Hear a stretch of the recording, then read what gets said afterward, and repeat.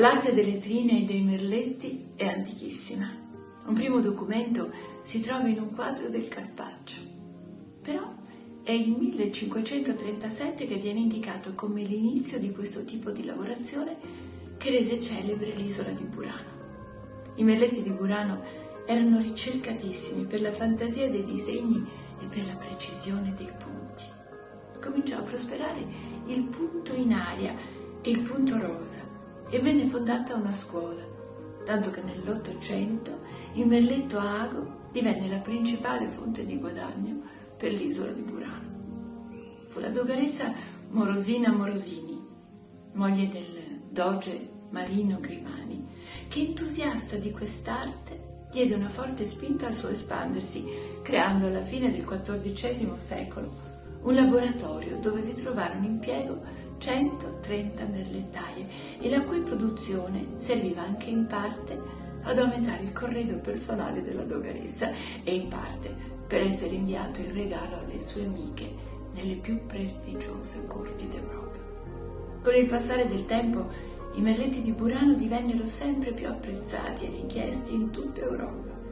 Si dice che Luigi XIV, alla sua incoronazione a re di Francia, portasse un prezioso colletto con pettorino fatto con 2 anni di paziente lavoro da abilissime merlettaie di Burano.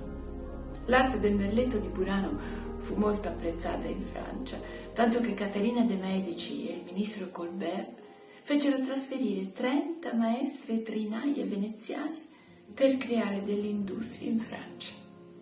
Con la fine della Repubblica Veneta, che avvenne nel 1797, ebbe fine anche la produzione del merletto, che divenne esclusivamente un'attività familiare.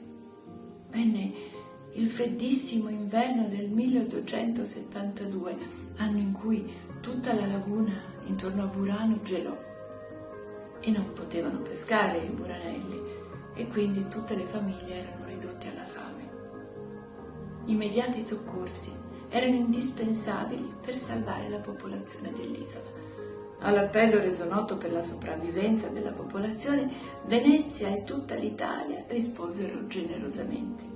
E grazie anche all'interessamento della contessa Adriana Marcello, l'arte del merletto ad ago ritornò a fiorire, con lo scopo principale di alleviare in qualche modo le tristi condizioni economiche della popolazione buranella.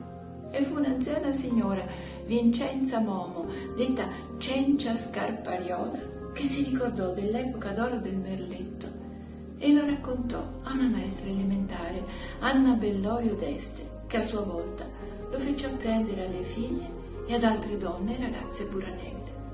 E grazie al costante interessamento della contessa Adriana Marcello, la scuola ebbe uno sviluppo costante, straordinario, e le ordinazioni ripresero a raggiungere in grande quantità e molte nobiltone dell'epoca, tra cui prima fra tutte la regina Margherita, diedero importantissime commissioni alla scuola, tanto che nel 1878 le merlettaie erano arrivate a 250.